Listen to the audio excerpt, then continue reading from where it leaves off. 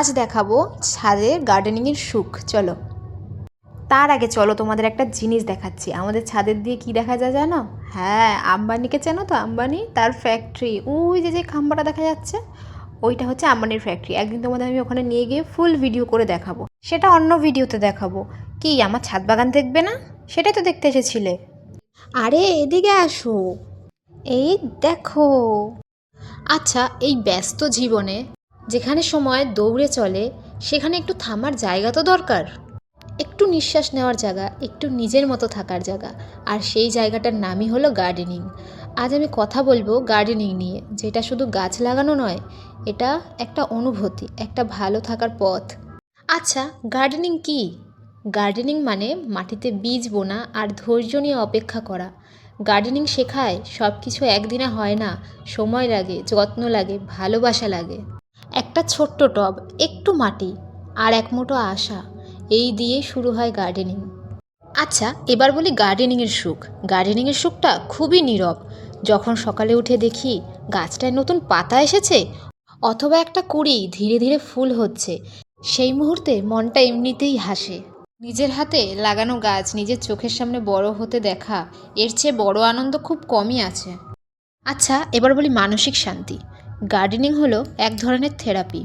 মন খারাপ, চাপ, একটু অস্থিরতা, আচ্ছা, গাছের পাশে কিছুক্ষণ বসুন, পাতায় হাত বোলান, মাটির গন্ধ নিন, দেখবেন মনটা ধীরে ধীরে হালকা হয়ে যায়। ওই দেখো পাশের বাড়ির ছাদে কত বেগুন হয়েছে, তাই গাছ কথা বলে না, কিন্তু অনেক কিছুই শোনে। যদি গার্ডেনিংয়ের দিক দিয়ে স্বাস্থ্য ও পরিবেশের দিকের কথা বলা হয়, গার্ডেনিং শুধু মনের জন্য না, শরীর আর পরিবেশ সব কিছুর জন্যই উপকারী। টাটকা ও বিষমুক্ত সবজি, বিশুদ্ধ বাতাস, শরীরের হালকা ব্যায়াম, বাড়ির আশেপাশে সবুজ পরিবেশ, একটা গাছ মানে একটু বেশি অক্সিজেন, একটু বেশি জীবন। আচ্ছা, তো এবার একটু এদিকে তো আসুন, দেখুন কত পরিমাণে গাছে আমের বোল এসছে।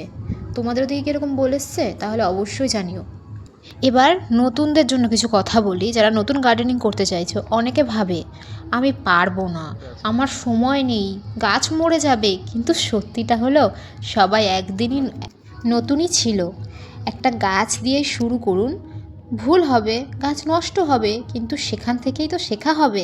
গার্ডেনিং ধৈর্য শেখায়, ভালোবাসা শেখায়। ছাদে যখন এসেছি একেবারে গাছগুলোকে জলই দিয়ে যাই, তাই ভাবছি। শেষ কথা শুনে যাও, গার্ডেনিং মানে শুধু গাছ বড় করা না, নিজেকেও একটু ভালো করে তোলা। এই কংক্রিটের শহরে যদি আমরা একটু সবুজ ফিরিয়ে আনতে পারি, তাহলে জীবনটাও একটু সুন্দর হয়ে ওঠে। আজই শুরু করুন গার্ডেনিং, একটা গাছ লাগান, নিজের জন্য, প্রকৃতির জন্য আর ভবিষ্যতের জন্য। ধন্যবাদ। এই যে শোনো, এতক্ষণ ধরে যে বোঝালাম, কি বুঝলে সেটা আমাকে জানিয়ে যেও।